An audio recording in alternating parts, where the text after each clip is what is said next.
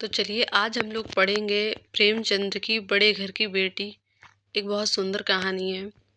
तो स्टार्ट करते हैं। बेनी माधव सिंह गौरीपुर गांव के जमींदार और नंबरदार थे। उनके पितामह किसी समय बड़े धन धान्य संपन्न थे। गांव का पक्का तालाब और मंदिर, जिसकी अब मरम्मत भी मुश्किल थी, उन्हीं के कीर्ति स्तंभ थे। कहते हैं इस दरवाजे पर हाथी झूमता था। अब उसकी जगह एक बूढ़ी भैंस थी, जिसके शरीर में अस्थिपंजर के सिवा और कुछ शेष न रहा था। पर दूध शायद बहुत देती थी, क्योंकि एक न एक दिन आदमी हांडी लिए उसके सिर पर सवार ही रहता था। बेनी माधव सिंह अपनी आधी से अधिक संपत्ति वकीलों को भेंट कर चुके थे। उनकी वर्तमान आय 1,000 रुपये वार्षिक से अधिक न थी। ठाकुर साहब के दो बेटे थे। बड़े का नाम श्रीकंठ सिंह था। उसने बहुत दिनों के परिश्रम और उद्योग के बाद बीए की डिग्री प्राप्त की थी। अब एक दफ्तर में नौकर था। छोटा लड़का लाल बिहारी सिंह दोहरे बदन का सजीला जवान था। भरा हुआ मुखड़ा, चौड़ी छाती, भैंस का 2 सेर ताजा दूध वह उठकर सवेरे पी जाता था। श्रीकंठ सिंह की दशा बिल्कुल विपरीत थी। इन नेत्र प्रिय गुणों को उन्होंने बीए इन्हीं 2 अक्षरों पर न्यौछावर कर दिया था। इसी से वैदिक ग्रंथों पर उनका विशेष प्रेम था। आयुर्वेद पर उनका अधिक विश्वास था। शाम सवेरे उनके कमरे में प्रायः खरल की सुरीली कर्ण मधुर ध्वनि सुनाई दिया करती थी। लाहौर और कलकत्ते के वैद्यों से बड़ी लिखा पड़ी रहती थी। श्रीकंठ इस अंग्रेजी डिग्री के अधिपति होने पर भी अंग्रेजी सामाजिक प्रथाओं के विशेष प्रेमी न थे, बल्कि वे बहुधा बड़े जोर से उसकी निंदा और तिरस्कार किया करते थे। इसी से गांव में उनका बड़ा सम्मान था। दशहरे के दिनों में वह बड़े उत्साह से रामलीला में सम्मिलित होते और स्वयं किसी न किसी पात्र का पार्ट लेते थे। गौरीपुर में रामलीला के वही जन्मदाता थे। प्राचीन हिंदू सभ्यता का गुणगान उनकी धार्मिकता का प्रधान अंग था। सम्मिलित कुटुंब के तो वे एकमात्र उपासक थे। आजकल स्त्रियों को कुटुंब में मिलजुल कर रहने की जो अरुचि होती है, उसे वे जाति और देश के लिए हानिकारक समझते थे। यही कारण है कि गांव की ललनाएं उनकी निंदक थीं। कोई होती तो उन्हें अपना शत्रु समझने में संकोच न करती थी। स्वयं उनकी पत्नी को ही इस विषय में उनसे विरोध था। ये इसलिए नहीं कि उसे अपने सास ससुर, देवर या जेठ आदि से घृणा थी, बल्कि उसका विचार था कि वह बहुत कुछ सहने और तरह देने पर भी परिवार के साथ निर्वाह ना हो सके, तो आए दिन की कलह से जीवन को नष्ट करने की अपेक्षा यही उत्तम है कि अपनी खिचड़ी अलग पकाई जाए। आनंदी एक बड़े उच्च कुल की लड़की थी। उसके बाप एक छोटी सी रियासत के ताल्लुकेदार थे। विशाल भवन, एक हाथी, 3 कुत्ते, बाज, बकरी, बहरी सिकरे, झाड़ का फानुस, आनेरी, मजिस्ट्रेटी और रेड़, जो एक प्रतिष्ठित तालुकेदार के भोग्य पदार्थ थे, सभी यहाँ विद्यमान थे। नाम था भूप सिंह। बड़े उदार चित्त और प्रतिभाशाली पुरुष थे, पर दुर्भाग्य से लड़का एक भी न था। 7 लड़कियां हुई और देवयोग से सबकी सब जीवित रहीं। पहली उमंग में तो उन्होंने 3 ब्याह दिल खोल कर किए, पर 15-20 हजार रुपए का कर्ज सिर पर हो गया तो आंखें खुली, हाथ समेट लिया। आनंदी चौथी लड़की थी। वह अपनी सब बहनों से अधिक रूपवती और गुणवती थी। इसमें ठाकुर भूप सिंह उसे बहुत प्यार करते थे। सुंदर संतान को कदाचित उसके माता पिता भी अधिक चाहते हैं। ठाकुर साहब बड़े धर्म संकट में थे कि इसका विवाह कहाँ करें। ना तो यही चाहते थे कि ऋण का बोझ बढ़े, और ना यही स्वीकार था कि उसे अपने को भाग्यहीन समझना पड़े। एक दिन श्रीकंठ उनके पास किसी चंदे का रुपया मांगने आए। शायद नागरी प्रचार का चंदा था। भूप सिंह उनके स्वभाव पर रीझ गए और धूमधाम से श्रीकंठ सिंह का आनंदी के साथ ब्याह हो गया। आनंदी अपने नए घर में आई तो यहाँ का रंग ढंग कुछ और ही देखा। जिस टीम टाम की उसे बचपन से आदत पड़ी हुई थी, वह यहाँ नाम मात्र की को भी ना थी। हाथी घोड़ों का तो कहना ही क्या, कोई सजी हुई सुंदर बहेली तक ना थी। रेशमी स्लीपर 7 लाई थी, पर यह बाग कहाँ। मकान में खिड़कियां तक ना थीं। न जमीन पर फर्श, न दीवार पर तस्वीरें।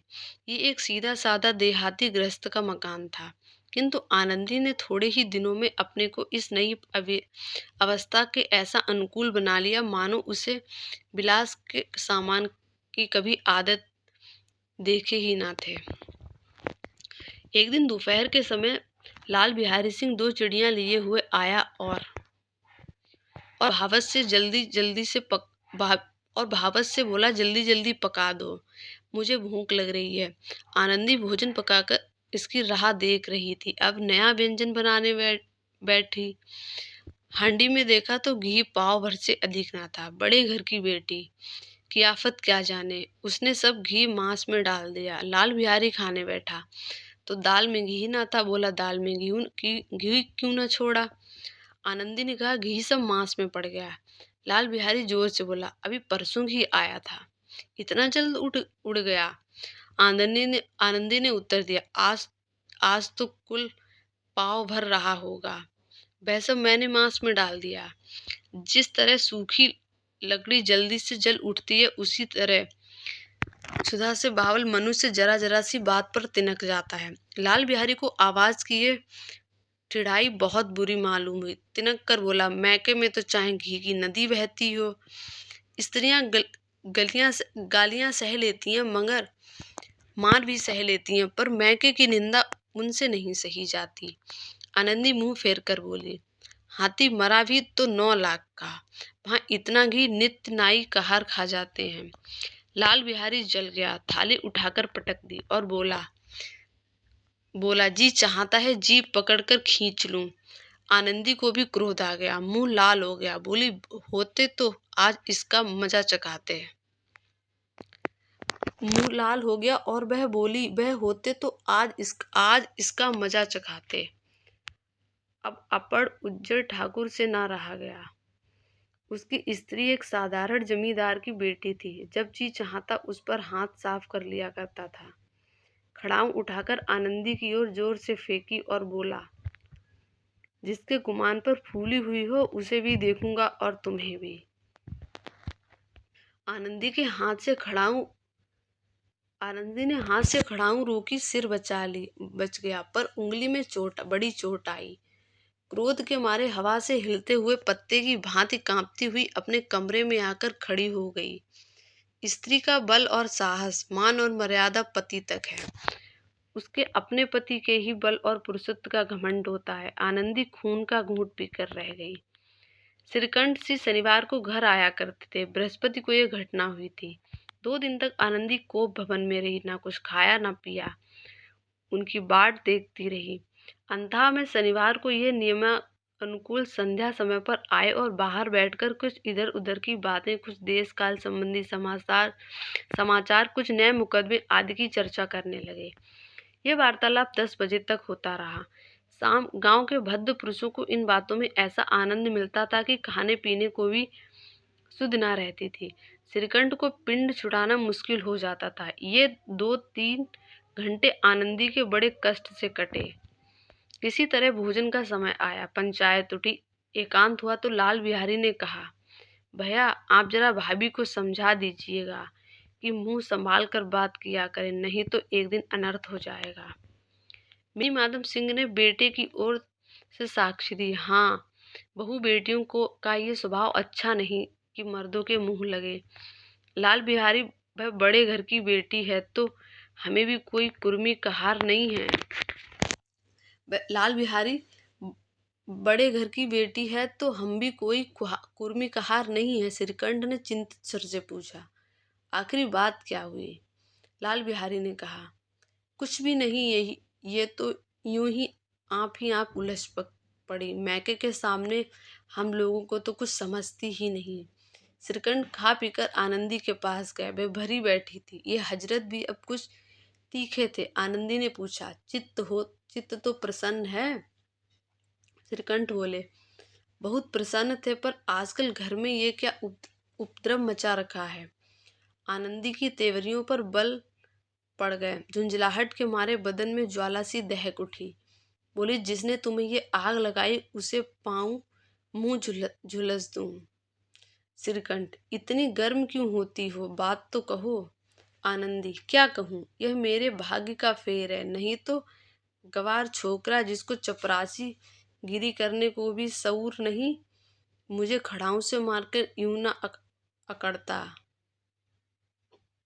श्रीकंठ, अब हाल साफ साफ कहो तो मालूम हो, मुझे तो कुछ पता नहीं। आनंदी, परसों तुम्हारे लाडले भाई ने मुझे मांस पकाने को कहा कि हांडी में पाव भर से अधिक ना था। वह सब मैंने मांस में डाल दिया। सब खाने बैठा तो लगा दाल में घी क्यों नहीं है, बस इसी पर मेरे मैके को बुरा भला कहने लगा। मुझसे ना रहा गया। मैंने कहा कि वहाँ इतना घी तो नाई कहार खा लेते हैं और किसी को जान भी नहीं पड़ता। बस इतनी सी बात पर इस अन्यायी ने मुझ पर खड़ाऊं फेंक मारी। यदि हाथ से ना रोक लूं तो सिर फट जाए। उसी से पूछो मैंने जो कुछ कहा वह सच है या झूठ। श्रीकंठ की आंखें लाल हो गई। बोले, यहाँ तक तो हो गया, इस छोकरे को यह साहस। आनंदित स्त्रियों को स्वभाव अनुसार रोने लगी, क्योंकि आंसू उसकी पलकों पर रहते हैं। श्रीकंठ बड़े धैर्यवान और शांत पुरुष थे। उन्हें कदाचित ही कभी क्रोध आता था, पर स्त्रियों के आंसू पुरुष की क्रोधांगिनी भड़काने में तेल का काम करते हैं। रात भर करवटें बदलते रहे, उद्विग्नता के कारण पलक तक नहीं झपकी। प्रातःकाल अपने बाप के पास जाकर बोले, अब इस घर में मेरा निभाना होगा। इस तरह विद्रोहपूर्ण बातें कहने पर श्रीकंठ ने कितनी ही बार अपने कई मित्रों को आड़े हाथों लिया, परंतु दुर्भाग्य आज उन्हें स्वयं में ही बेही बातें अपने मुंह से कहनी पड़ी। दूसरों को उपदेश देना भी कितना सहज है। बेनी माधव सिंह घबरा उठे और बोले, क्यों? श्रीकंठ, इसलिए कि मुझे भी अपनी मान प्रतिष्ठा का कुछ विचार है। आपके घर में अब अन्याय और हट का प्रकोप हो रहा है। जिनको बड़ों का आदर सम्मान करना चाहिए वे उनके सिर पर चढ़ते हैं। मैं दूसरों का नौकर ठहरा घर पर रहता नहीं। यहाँ मेरे पीछे स्त्रियों पर खड़ाऊं और जूतों की बौछारें होती हैं। कड़ी बात तक चिंता नहीं। एक कोई एक की दो कह ले वहां तक मैं सह सकता हूँ, किंतु ये कदापि नहीं हो सकता कि मेरे ऊपर लात मुंह से पड़े और मैं दम ना मारूं। बेनी माधव सिंह कुछ जवाब ना दे सके। श्रीकंठ सदैव उनका आदर करते थे। उनके ऐसे तेवर देखकर बूढ़ा ठाकुर अवाक रह गया। केवल इतना ही बोला, बेटा तुम बुद्धिमान होकर ऐसी बातें करते हो। स्त्रियां इस तरह घर का नाश करती हैं, उनको बहुत सिर चढ़ाना अच्छा नहीं। श्रीकंठ, इतना मैं जानता हूँ, आपके आशीर्वाद से ऐसा मूर्ख नहीं हूँ। आप स्वयं जानते हैं कि मेरे ही समझाने से इसी गांव में कई घर संभल गए, पर जिस स्त्री की मान प्रतिष्ठा का ईश्वर के दरबार में उत्तरदाता हूँ, उसके प्रति ऐसा घोर अन्याय और पशुवत व्यवहार मुझे असह्य है। आप सच मानिए, मेरे लिए यही कुछ कम नहीं है कि लाल बिहारी को कुछ दंड नहीं देता। अब बेनी माधव सिंह भी गरमाए, ऐसी बातें और न सुन सके। बोले, लाल बिहारी तुम्हारा भाई है, उससे जब भी कभी भूल चूक हो उसके कान पकड़ो। लेकिन श्रीकंठ, लाल बिहारी को मैं अपना भाई नहीं समझता। बेनी माधव सिंह, स्त्री के पीछे? श्रीकंठ, जी नहीं, उसकी क्रूरता और अविवेक के कारण। दोनों कुछ देर चुप रहे। ठाकुर साहब लड़के का क्रोध शांत करना चाहते थे, लेकिन यह नहीं स्वीकार करना चाहते थे कि लाल बिहारी ने कोई अनुचित काम किया। इसी बीच से वे गांव के और कई सज्जन हुक्के चिलम के बहाने वहां आ बैठे। कई स्त्रियों ने जब यह सुना कि श्रीकंठ पत्नी के पीछे पिता से लड़ने पर तैयार है तो उन्हें बड़ा हर्ष हुआ। दोनों पक्षों की मधुर वाणियां सुनने के लिए उनकी आत्माएं तिलमिलाने लगीं। गांव में कुछ ऐसे कुटिल मनुष्य भी थे जो इस कुल की नीतिपूर्ण गति पर मन ही मन जलते थे। वे कहा करते थे, श्रीकंठ अपने बाप से दबता है इसलिए वह दब्बू है, उसने विद्या पढ़ी इसलिए वह किताबों का कीड़ा है। बेनी माधव सिंह उसकी सलाह के बिना कोई काम नहीं करते, ये उनकी मूर्खता है। इन्हीं महानुभावों की शुभकामनाएं आज पूरी होती दिखाई दी। कोई हुक्का पीने के बहाने और कोई लगान की रसीद दिखाने आकर बैठ गया। बेनी माधव सिंह पुराने आदमी थे, इन भावों को ताड़ गए। उन्होंने निश्चय किया, चाहे कुछ ही क्यों ना हो, इन द्रोहियों को ताली बजाने का अवसर ना दूंगा। तुरंत कोमल शब्दों में बोले, बेटा मैं तुमसे बाहर नहीं हूँ। तुम्हारा जो जी चाहे करो। अब लड़के से अपराध हो गया। इलाहाबाद का अनुभव रहित झल्लाया हुआ ग्रेजुएट इस बात को समझ ना सका। उसे डिबेटिंग क्लब में अपनी बात पर अड़ने की आदत थी। इन हथकंडों की उसे क्या खबर। बाप ने जिस मतलब से बात पलटी वह उसकी समझ में न आया। बोला, लाल बिहारी के साथ अब इस घर में नहीं रह सकता। बेनी माधव, बेटा बुद्धिमान लोग मूर्खों की तरह बात नहीं करते। वह बेसमझ लड़का है। उससे जो कुछ भूल हुई उसे तुम बड़े होकर समझा करो। श्रीकंठ, उसकी इस दुष्टता को मैं कदापि नहीं सह सकता। या तो वह घर में रहेगा या मैं ही। आपको यदि वह अधिक प्यारा है तो मुझे विदा कीजिए। मैं अपना भार आप संभाल लूंगा। यदि मुझे रखना चाहते हैं तो उससे कहिए जहां चाहे चला जाए। बस ये मेरा अंतिम निश्चय है। लाल बिहारी दरवाजे की चौखट पर चुपचाप खड़ा बड़े भाई की बातें सुन रहा था। वह उनका बहुत आदर करता था। उसे कभी इतना साहस न हुआ था कि श्रीकंठ के सामने चारपाई पर बैठ जाए, हुक्का पी ले या पान खा ले। बाप का भी वह इतना मान न करता था। श्रीकंठ का भी उस पर हार्दिक स्नेह था। अपने होश में उन्होंने कभी उसे घुड़का तक ना था। जब वह इलाहाबाद से आते तो उसके लिए कोई न कोई वस्तु अवश्य लाते। मुकद्दर की जोड़ी उन्होंने ही बनवा दी थी। पिछली साल जब उसने अपने से डोरठे जवान को नाग पंचमी के दिन दंगल में पछाड़ दिया तो उन्होंने पुलकित होकर अखाड़े में ही जाकर उसे गले से लगाया था। 5 रुपए के पैसे लुटाए थे। एक भाई के मुंह से आज ऐसी हृदय विदारक बात सुनकर लाल बिहारी को बड़ी ग्लानि हुई। वह फूट फूट कर रोने लगा। इसमें संदेह नहीं कि अपने किए पर पछता रहा था। भाई के आने से एक दिन पहले से उसकी छाती धड़कती थी कि देखूं भैया क्या कहते हैं। मैं उनके सम्मुख कैसे जाऊंगा, उनसे कैसे बोलूंगा, मेरी आंखें उनके सामने कैसे उठेंगी। उसने समझा था कि भैया मुझे बुलाकर समझा देंगे। इस आशा के विपरीत आज उसने ये निर्दयता की मूर्ति बने हुए पाया। वह मूर्ख था, परंतु उसका मन कहता था कि भैया मेरे साथ अन्याय कर रहे हैं। यदि श्रीकंठ उसे अकेले में बुलाकर 2-4 कड़ी बात कह देते, इतना ही नहीं 2-4 तमाचे भी लगा देते को तो कदाचित उसे दुख ना होता। पर भाई का ये कहना कि अब मैं इसकी सूरत नहीं देखना चाहता, लाल बिहारी से सहा न गया। वह रोता हुआ घर गया। कोठरी में जाकर कपड़े पहने, आंखें पोंछी, इसमें कोई यह ना समझे कि रोता था।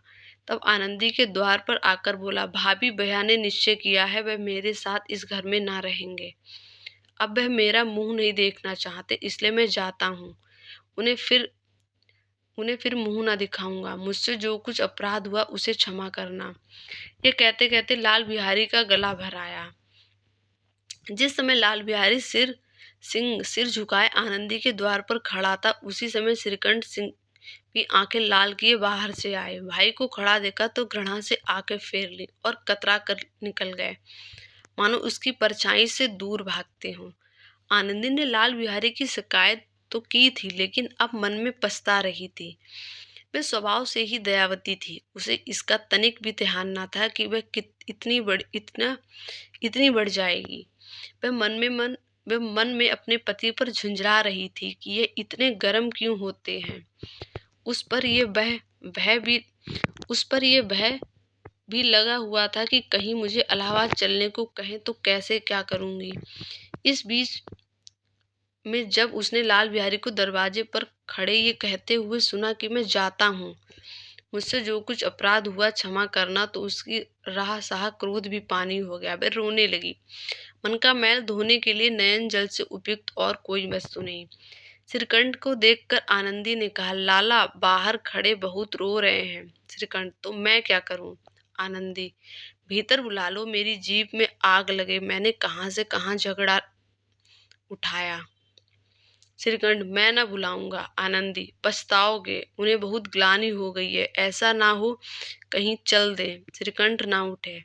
इतने में लाल बिहारी ने फिर कहा, भाभी, भैया ने मेरा प्रणाम कह दो। वह मेरे मुंह नहीं देखना चाहते, इसलिए मैं अपना मुंह उन्हें ना दिखाऊंगा।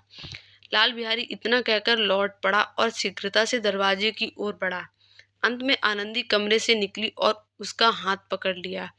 लाल बिहारी पीछे फिरकर देखो और आंखों में आंसू भरे बोला, मुझे जाने दो। आनंदी, कहाँ जाते हो? लाल बिहारी, जहां कोई मेरा मुंह ना देखे। आनंदी, मैं ना जाने दूंगी। लाल बिहारी, मैं तुम लोगों के साथ रहने योग्य नहीं हूँ। आनंदी, तुम्हें मेरी सौगंध, अब एक पग भी आगे ना बढ़ाना। लाल बिहारी, जब तक मुझे ये मालूम हो जाए कि भैया का मन मेरी तरफ से साफ हो गया, तब तक मैं इस घर में कदापि ना रहूंगा। आनंदी, मैं ईश्वर को साक्षी देकर कहती हूँ कि तुम्हारी ओर से मेरे मन में तनिक भी मैल नहीं है। अब श्रीकंठ का हृदय भी पिघला। उन्होंने आकर लाल बिहारी को गले लगाया। दोनों भाई खूब फूट फूट कर रोए। लाल बिहारी ने सिसकते हुए कहा, भैया, अब कभी मत कहना कि तुम्हारा मुंह ना देखूंगा। इसके सिवा आज आप जो दंड देंगे मैं सहर्ष स्वीकार करूंगा। श्रीकंठ ने कांपते हुए स्वर में कहा, लल्लू, इन बातों को बिल्कुल भूल जाओ। ईश्वर चाहेगा तो फिर ऐसा अवसर न आवेगा। बेनी माधव सिंह बाहर से आ रहे थे। दोनों भाइयों को गले मिलते देखकर आनंद से पुलकित हो गए। बोल उठे, बड़े घर की बेटियां ऐसी ही होती हैं, बिगड़ता हुआ काम बना लेती हैं। गांव में जिसने ये वृत्तांत सुना, उसी ने इन शब्दों में आनंदी की उदारता को सराहा। बड़े घर की बेटियां ऐसी ही होती हैं। चलिए, हमारी कहानी पूरी होती है। बहुत ही सुंदर कहानी है। धन्यवाद।